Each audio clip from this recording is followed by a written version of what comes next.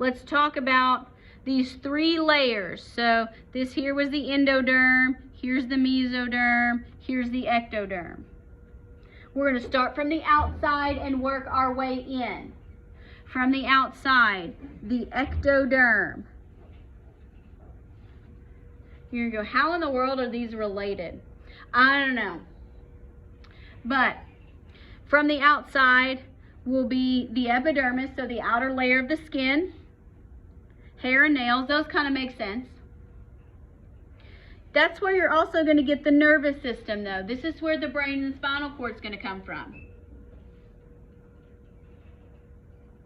That will be what ends up happening is this folds over itself and forms a tube. The neural tube. Anybody ever heard of neural tube defects? Spina bifida.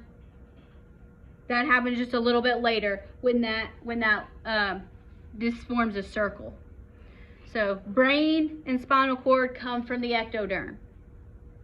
Let's go to the middle. In the middle, so that would be the mesoderm. Already talked about it, not a new term here. That's going to be what you would probably generally consider the middle layer of the body. Skeleton, so bones, muscles, a lot of the connective tissue, the underlayer of the skin, parts of the digestive organs, and the urinary system.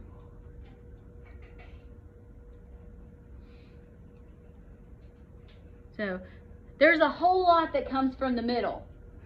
That, because I mean, you know, like you gotta make a bone and a kidney from this. It's pretty impressive. All the way on the inside, the endoderm. Let's think about here what's on the very inside of you. So the lining, so this would be the inner lining of the digestive tract, the inner linings of the lungs. So if you think about going as far into the body as possible, that's what you're going to see, things that come from the endoderm. Now, every single one of these cells has identical DNA that came. It was decided here. You can't even see that. Here. At fertilization. DNA is not changing. We are not changing chromosomes. Nothing. Mitosis only. Identical copies. So how do they know what to do? Each of these cells uses only the portion of the DNA that they need. How does it do that? It's very, very smart. There's a whole lot of communication molecules that go on. Now, this is what makes the baby. But we still had this little part of the trophoblast here we haven't finished talking about. Now, these are accessory. These are not part of the baby. But they're going to be what helps keep the baby alive until it can function outside the womb and support the development. So you have the placenta.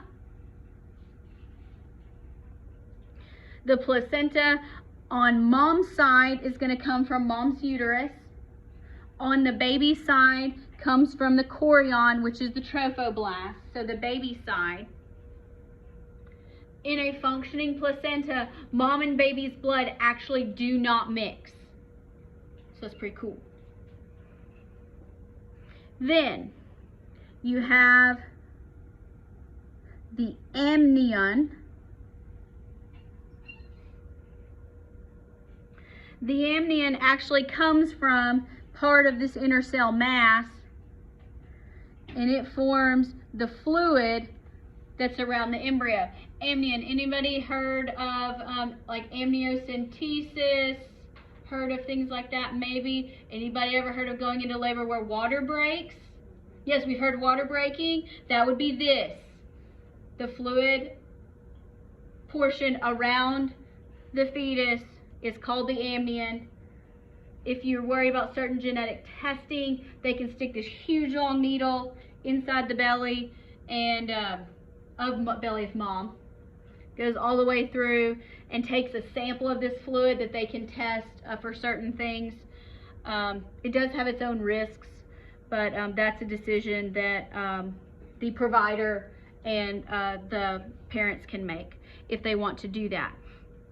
If we're dealing with a C-section or an induction, it may not break on its own. They may break the water for you. That can happen. And then the last part is the umbilicus, and this is the actual stalk that goes from the baby to the placenta. This is the cord, where you cut the cord.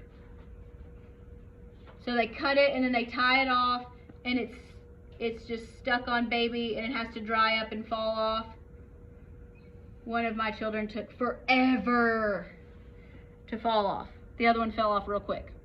But you can't give them a real bath until that comes off. So these do not actually become baby tissue, but they are necessary to support a developing fetus.